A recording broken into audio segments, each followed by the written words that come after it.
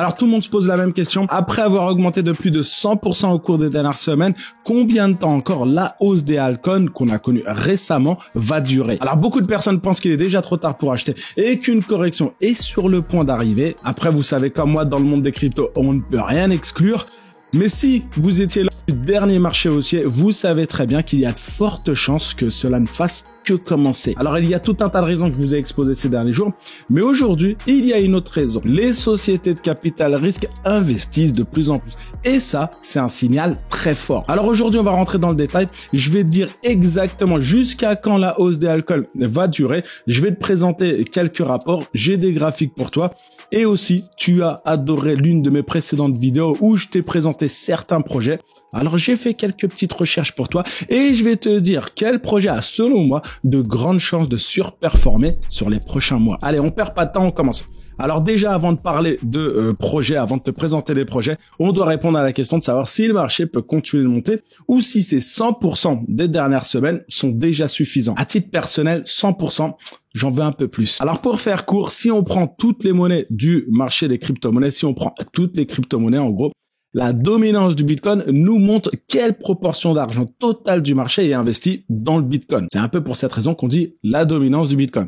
À l'heure actuelle, 51% de tout l'argent est en BTC. Ce qui veut également dire que 49% de tout l'argent investi dans le marché est investi dans des altcoins, c'est-à-dire dans les crypto-monnaies comme le Solana, Avalanche, Cardano, Tao, Kaspa, etc., etc. Donc, si la dominance du BTC, la dominance du Bitcoin baisse, comme c'est le cas actuellement, ça signifie qu'il y a de moins en moins d'argent en BTC et que cet argent se déplace vers des altcoins. Et c'est pourquoi les altcoins montent. Et encore une fois, une hausse de 100% par exemple en un mois pour le Solana peut sembler énorme, mais ça ne fait peut-être que commencer. On remarque que la dominance du Bitcoin vient de casser cette ligne de tendance à la baisse. Et si nous regardons où situaient les pics précédents de la dominance, c'était entre 47 et 49%. Ce qui signifie que nous avons encore de la place pour que la dominance baisse davantage et que les altcoins continuent de monter. Après, c'est qu'un scénario, il peut se passer autre chose, on verra. Autre graphique.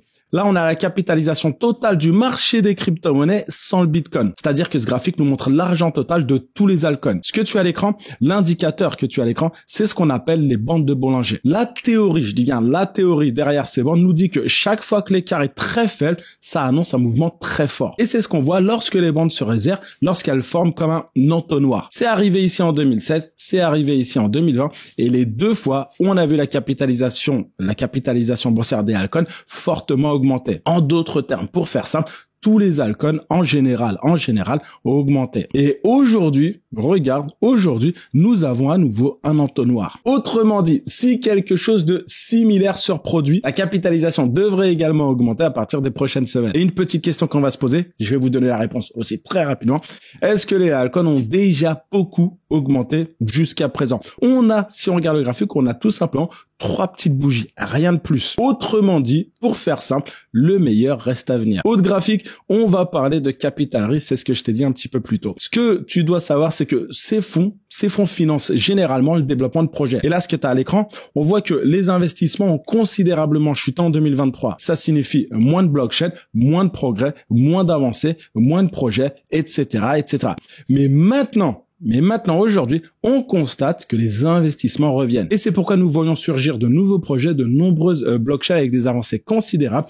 Peut-être celle avec le plus de potentiel. Maintenant, une question qu'on doit se poser. Combien de temps cette hausse va-t-elle durer? Je vais répondre à la question dans moins de 10 secondes, promis. Toujours la même chose. Si tu regardes la vidéo, si tu es encore avec moi, like le sujet du jour. Like la vidéo, c'est super important. Algorithme YouTube, tu connais. C'est tout. Merci.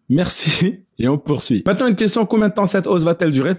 Ça dépendra non pas des altcoins, mais du BTC en réalité. Parce que pour l'instant, le Bitcoin, il est juste ici. Et c'est pourquoi les gens vendent du Bitcoin pour acheter des altcoins. Et c'est pourquoi la dominance du Bitcoin diminue. Mais en janvier, la semaine prochaine, si les ETF sont approuvés, ça devrait évoluer. On dit que ça apportera énormément d'argent au Bitcoin. On parle essentiellement des États-Unis, mais il y aura également d'autres pays comme Hong Kong, par exemple, qui se prépare également à ouvrir des ETF spot. Donc, ça va devenir international. Oui, il n'y a pas que les États-Unis qui comptent, ça va devenir international. Ce que je crois, c'est que le prix du Bitcoin va augmenter avec les ETF. Là, je t'apprends rien. Je suis pas un génie. Mais je pense que le prix le prix du Bitcoin va augmenter avec les ETF. Et aussi que les gens pourraient vendre leur altcoin pour acheter du Bitcoin à ce moment-là, ce qui ferait baisser légèrement ou stabiliserait les altcoins, et ce qui ferait que la dominance du Bitcoin augmentera à nouveau. Mais je crois aussi, oui, il y a une suite, mais je crois aussi qu'après cette petite période, le Bitcoin va à nouveau se stabiliser après sa hausse, et là encore, les gens vont vendre du BTC pour acheter des altcoins qui, eux, vont monter. Et la dominance va à nouveau baisser. J'espère avoir été clair, mais comme tu peux voir, c'est une sorte de cycle.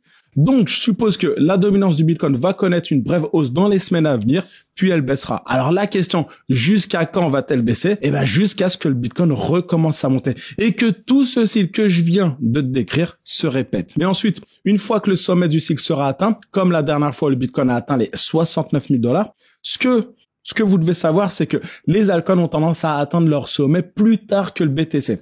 Par exemple, la dernière fois que le Bitcoin a atteint son sommet en avril 2021, parce que le deuxième sommet, on va prendre le sommet d'avril 2021, parce que le deuxième sommet n'était pas beaucoup plus élevé. Du coup, on va utiliser le premier sommet. Quand il a atteint son sommet en avril 2021, Solana, lui, a atteint son véritable sommet plusieurs mois après, en novembre. Ce qui signifie que les altcoins auront de la marge pour monter. Alors, pour faire simple, le Bitcoin va monter et plus tard, vraiment plus tard, plusieurs mois, je pense plusieurs mois, les altcoins vont suivre. Le problème qu'on va rencontrer ou qu'on peut rencontrer, c'est qu'il corrige toujours en cours de route, comme Solana lors du cycle précédent. Maintenant, on va passer aux crypto-monnaies qui méritent notre attention. Sur la chaîne, je t'ai présenté tout un tas de crypto-monnaies qui ont très bien marché. Je t'ai parlé du Solana, je t'ai parlé du Cardano, on a fait x2. Je t'ai parlé du Astar, on a fait x5. La semaine dernière, on a fait x5 sur la Star. J'ai eu beaucoup de retours et vous m'avez demandé de reparler de projets, de reparler d'actualités crypto, etc., etc. Donc aujourd'hui, on va parler crypto-monnaies. Et la première crypto-monnaie que je vais présenter, je vais pas faire l'original, mais je vais quand même t'en parler parce qu'il y a une raison bien précise. La première crypto-monnaie que je vais te présenter, on va parler d'Ethereum qui est un peu passé inaperçu. Pourquoi? Parce qu'elle n'a pas augmenté autant que les autres. Certains y voient un problème.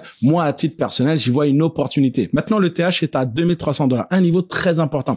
Et beaucoup pensent qu'avec ces dernières bougies vertes, Ethereum va maintenant essayer de casser ce niveau à la hausse, ce qui pourrait l'envoyer jusqu'à 3000 $, où le prix a également rebondi plusieurs fois, ce qui en fait une autre résistance intéressante. Puis, c'est pas tout. Ce qui se passe également, c'est qu'au début 2024, Ethereum va terminer la mise à jour appelée Cancun, qui divisera la blockchain en plus de sous-réseaux et permettra d'atteindre 100 000 transactions par seconde. Et avec plus de capacité, on dit que ça réduira les frais de réseau construits sur Ethereum, comme Arbitrum, Polygon, Optimism, tous ceux qui sont, on va dire, tous les layers 2, on dira. Alors Ethereum, même si j'en ai acheté durant tout le bear market, j'en ai acheté un petit peu plus récemment. Ensuite, une crypto-monnaie qui va en surprendre plus d'un. Il y a le BNB qui n'est pas très apprécié, qui n'est actuellement pas très apprécié après tout le drame de Binance, mais qui reste, qu'on le veuille ou non, qui reste dans le top 10 et qu'on ne peut pas ignorer. Juste le mois dernier, le BNB a augmenté de près de 40%.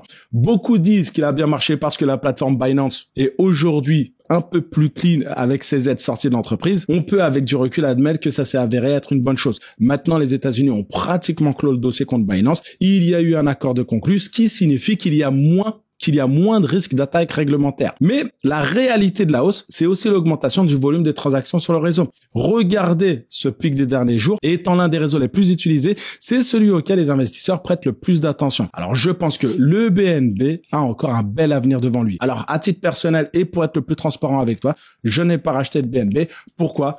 Tout simplement parce que je ne peux pas investir dans tous les projets que je vous présente. Mais en tout cas voilà, le BNB, je suis convaincu qu'il a un bel avenir devant lui. Un autre projet, je vous en ai parlé il y a déjà un petit moment, on a le SEI qui est similaire à Injective parce qu'il intègre également un carnet de commandes directement dans la blockchain sur lequel tous les échanges décentralisés peuvent s'appuyer. C'est un carnet de commandes central de la blockchain. Autrement dit, tout le capital est concentré sur un même marché, mais c'est pas comme les plateformes centralisées où vous devez déposer votre argent. Ici, tous les utilisateurs peuvent conserver leurs fonds dans leur propre portefeuille, ce qui évite les risques de confier votre argent à une plateforme ou une application qui pourrait potentiellement faire faillite. C'est aussi une blockchain permissive, c'est-à-dire que n'importe quel projet ne peut pas être lancé ici. Ils doivent d'abord être vérifiés. Et c'est un point très intéressant. On peut également ajouter que de grands noms ont investi dans le SEI. On peut penser à Circle par exemple.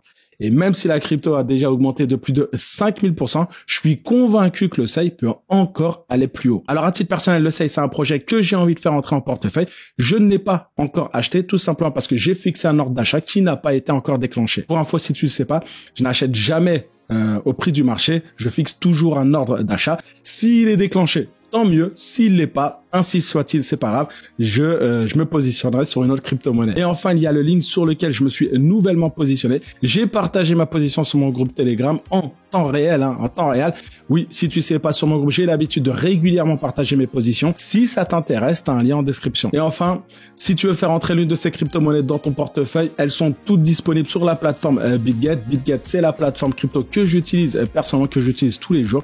T'as un lien en description qui te permet d'avoir 10% de réduction sur tes frais de trading. Alors voilà, c'est tout pour aujourd'hui. Si tu as aimé la vidéo, n'hésite surtout pas à la liker. Je t'invite à poursuivre avec cette vidéo qui est juste ici. Dans cette vidéo, je parle également projet crypto. Je parle du Celestia par exemple. Voilà, je t'invite à cliquer dessus. Vous avez adoré cette vidéo. J'ai eu tout un tas de retours. Voilà, tu peux cliquer dessus.